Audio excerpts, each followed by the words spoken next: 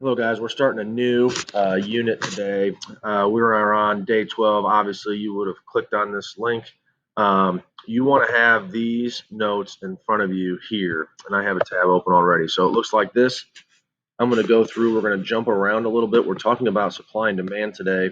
We're going to do demand first. Okay, we'll do supply later on. Okay, a couple more class periods away, and so we're going to jump around a little bit. It should be super clear.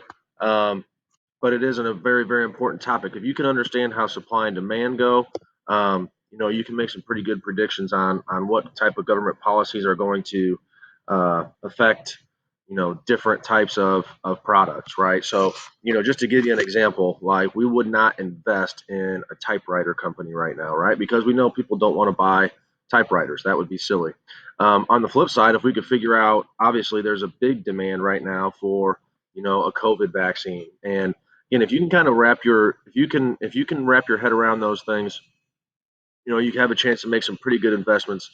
It doesn't mean that you have to make investments, but again, keep in mind if you ever start a business, you'd be investing in yourself too. What job you're going to create, what job you're going to try to perform someday, has to do with supply and demand. So it's an important topic. Okay, so you're here, you're going to go in order for a little bit. I'll jump back and forth and make things easy for you. Start yourself off, pause it for a second, list some things for this daily blog here. Okay, so take a quick minute and do that. Pause the video if you need a minute to think about it. So, something that you really want but can't necessarily afford to buy, that's probably an easy one. That might be like a big house, maybe a car for a lot of high school kids. Um, some people might even throw like certain college educations in there.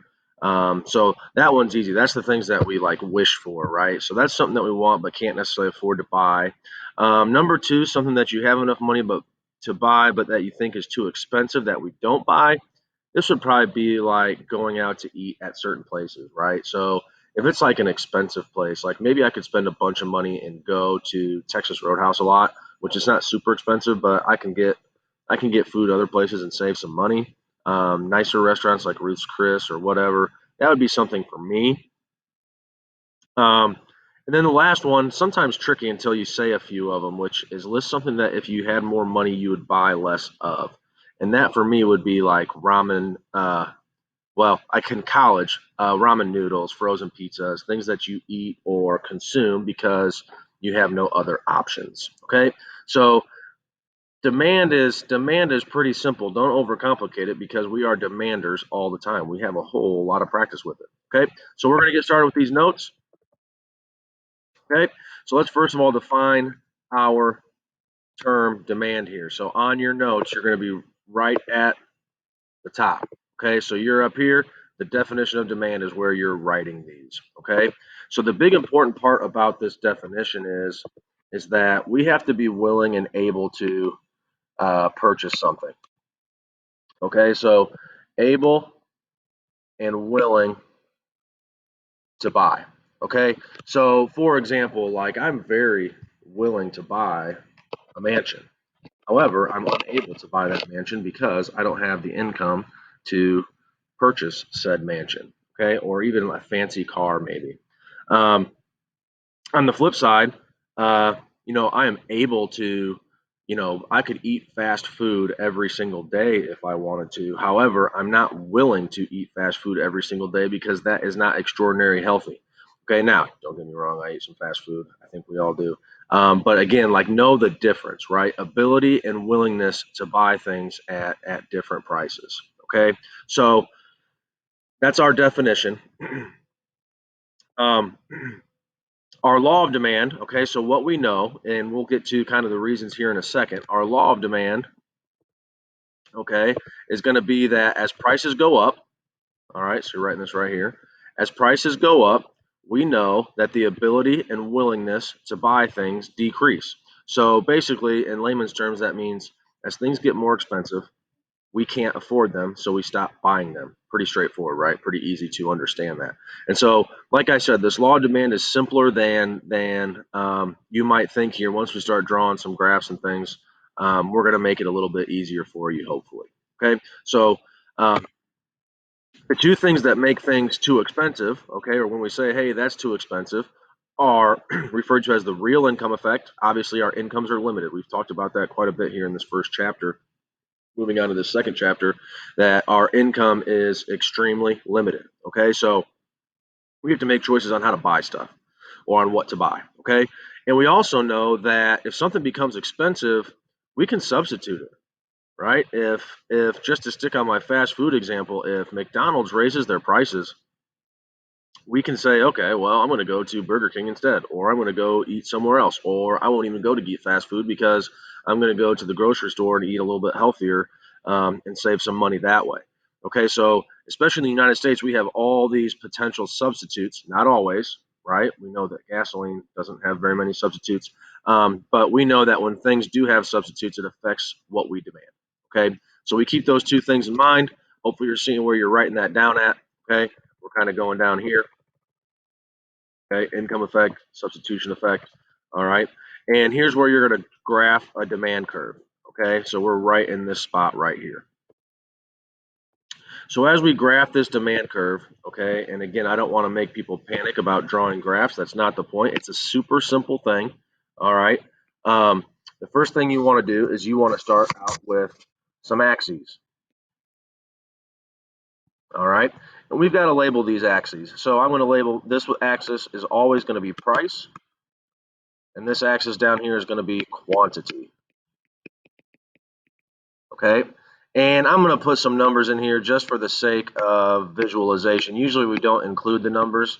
So I'm going to count by tens, 10, 20, 30, 40, 40, 50. And then I'm just going to go by ones up here, make my life a little bit easier. It's hard to draw on the screen.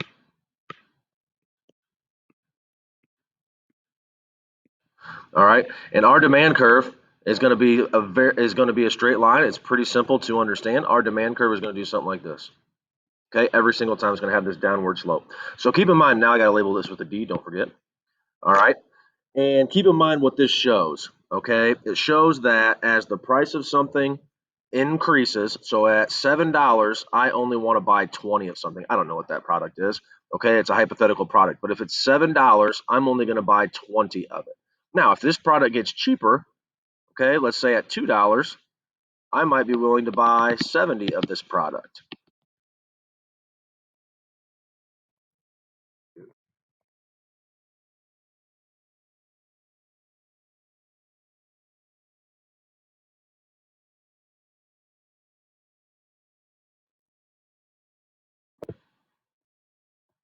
Okay, back with you here.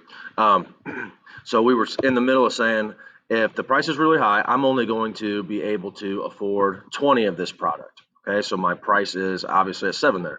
Or if it's lower, I'm going to want to buy more stuff. This is kind of the reason why we buy stuff that's on sale, right? When something goes on sale, like, oh, now I'm willing to buy that, right? And because it's way cheaper, now I am able to afford it, and now I'm going to purchase that particular product. Okay, so you want to know that our graph looks like that. Okay. Now, sometimes things change our mind. Okay. And so flip your paper over. And again, the way these are set up is because we're going to talk about the definition of supply on the same page. Okay. So flip your paper over up to the top here, and we're going to go into shifts in the demand curve. So we are up here. Okay. So sometimes things change our mind, and we'll talk about those things here shortly. But when we have something that's going to shift our demand curve, so first of all, you've got to draw your axis again, okay? So I'm just going to start here, and I'm going to label it with a P for price and Q for quantity. That's all I need. I don't need you to write the whole entire thing out. If you feel like you need to, by all means do it. And I'm going to start out with my demand curve here, okay? So we're going to shift this curve either right or left, okay? So if we want to say, hey, listen, we're going to change our mind, we're going to increase our demand curve to the right if we want to change our mind in terms of buying more of a product. Okay, so kind of keep in mind what that means. So up here, okay, if we go back to this just to use it as my example, if I were to shift my demand over here, well, now at $7, right, Well, now I'm willing to buy 35. And so that's all that this shift is. That's all that this shift is showing. Okay. So we don't really know how much it's going to shift. We just know that it's going to shift. And I'm going to write, just for the sake of this one right here, I'm going to write increase. So I know what I'm doing. Okay. Now, if we're going to decrease things, you guys are smart. If we can't shift it to the left, to the right anymore, if we're going to decrease things, we're going to shift it to the left. And I'm going to just draw it here. I'm going to label it with a D for decrease. That's a DD, a small d. And we're going to decrease here. Okay. And again, just to kind of prove the point, okay, on the previous graph here, if we were going to decrease it, right? Okay, well now if something is $7, I can't afford it. I can't buy it. My quantity is below zero. My quantity is zero. Now, if it's $2, right, I'm only going to buy 45. I'm buying less. That is what our graph is going to show us. Okay, so we got to increase to the right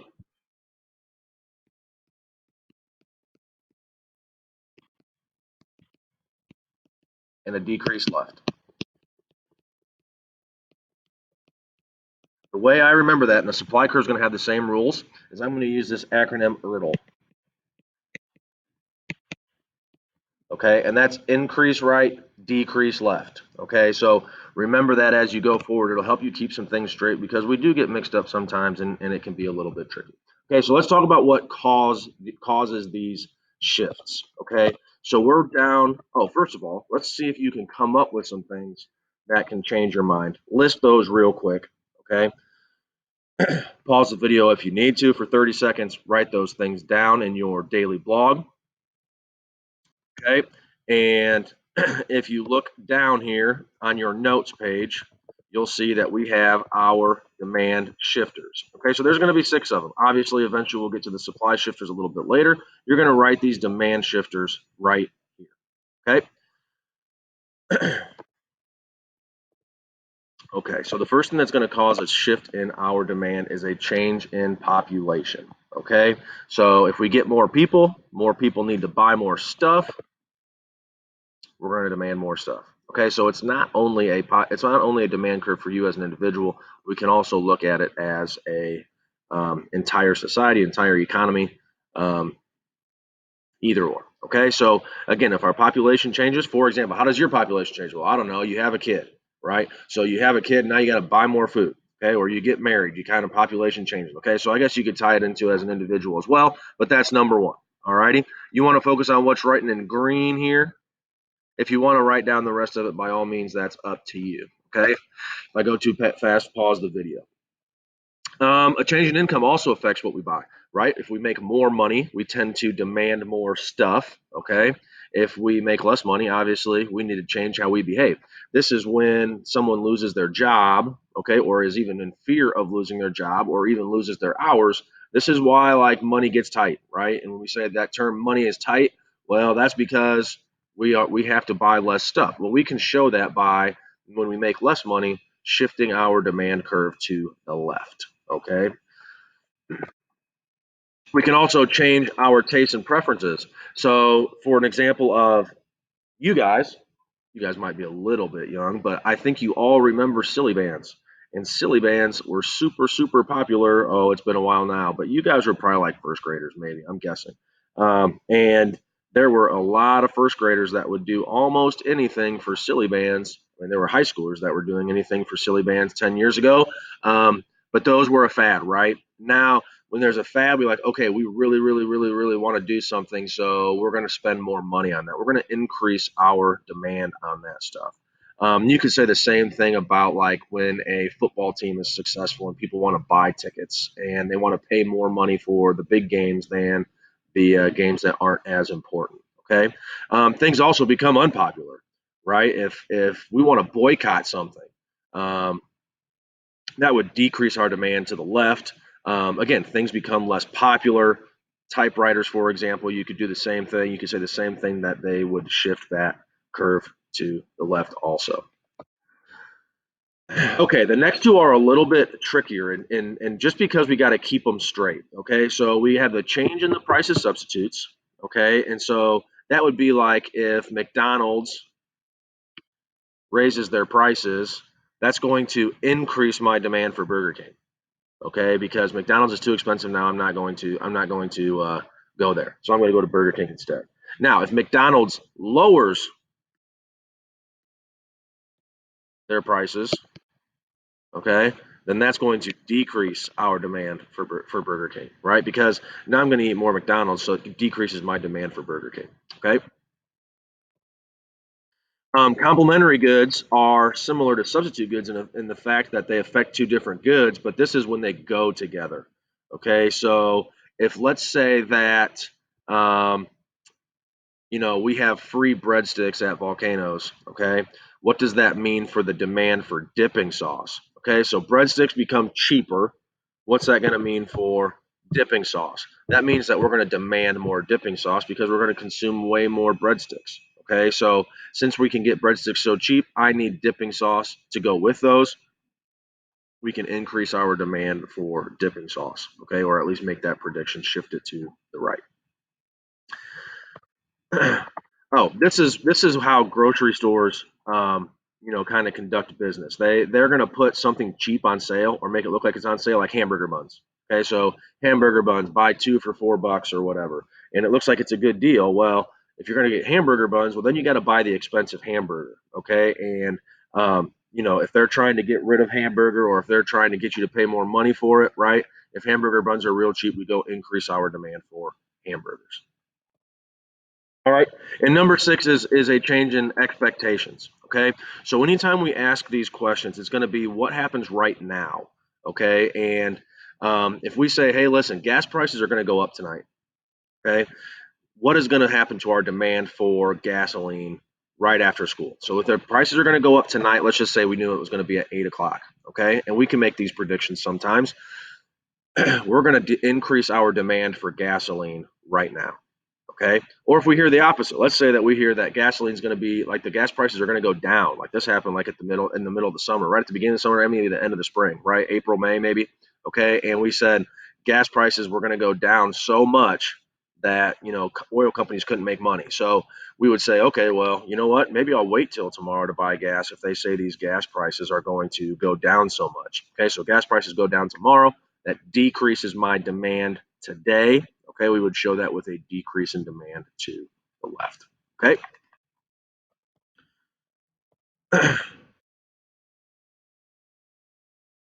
All right. One tricky thing is, okay, as you shift these, all right, a change in price, and you can see on your notes here, I wrote it for you. A change in price is not going to shift our line. Okay. Our change in price results in no shift of the supply or demand curves. Okay. And the reason that is that's similar to, and it takes some practice to get the hang of it and not get those problems incorrect. But the reason is, as I pull up my graph here, okay, is let's just say we're talking about gas prices. And I'm assuming a lot of you guys like go to the gas station and say, okay, I'm going to spend $10 on gas today, maybe $5. Okay, if I remember my high school days, sometimes it was $3. But either way, okay, we say, hey, listen, I've got $5 for gas today. Well, my income is set, my income is locked. I only have $5. And so when the gas prices change, okay, so my demand might be right here. Okay, well, when gas prices go up, I can't buy, and you don't have to copy this. You don't have to copy this part of the graph down. Okay, when the gas prices go up, my quantity goes down. I have a quantity decrease. Well, if I was lucky on the other side of things, maybe the gas prices go down, and now I can afford more gasoline. Okay, and again, I understand my quantities down here are they're not. We don't buy 50 gallons of gas at a time, but hopefully that's proving the point. Okay, and so when our incomes are set, which they really aren't all the time, because if something's more expensive, a lot of times we're just like, oh, I guess I have to pay it, right? But when we have that set amount of money in our pocket, that $5, we go to the gas tank and we have to use that $5. Well, the price affects how much we're able to buy. Okay. All right. So here's what you're responsible for doing here as an assignment.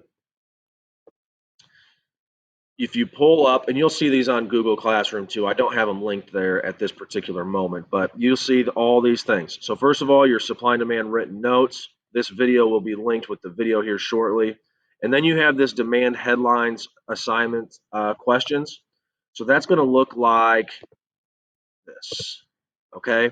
And you'll want to, and I'll link it each time, but you'll see. So right now we have these demand headlines, but if you scroll down, I kept it all in one file. We also have some supply headlines. We'll get to that in the next couple of days.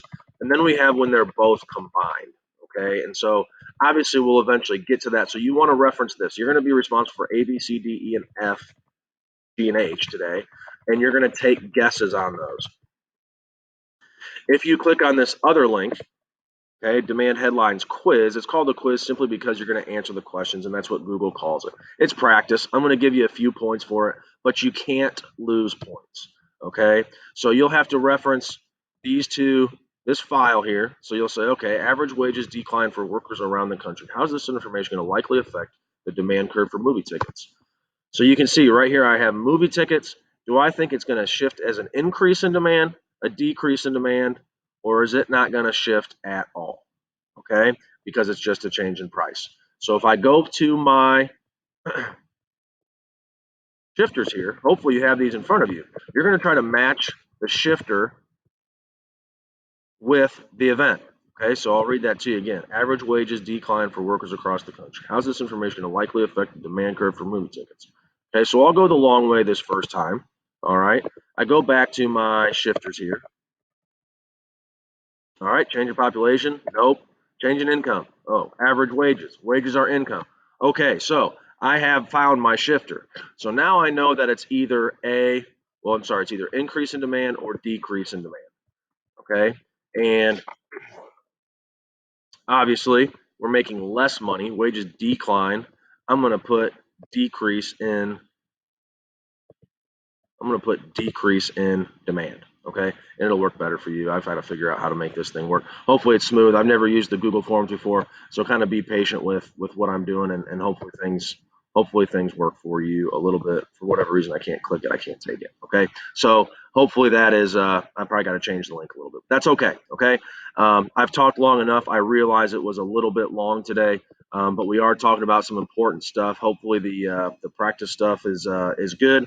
And we'll talk about supply here in the next couple days, and I'll respect your time on the next class period, which is supposed to be a Friday for this particular section.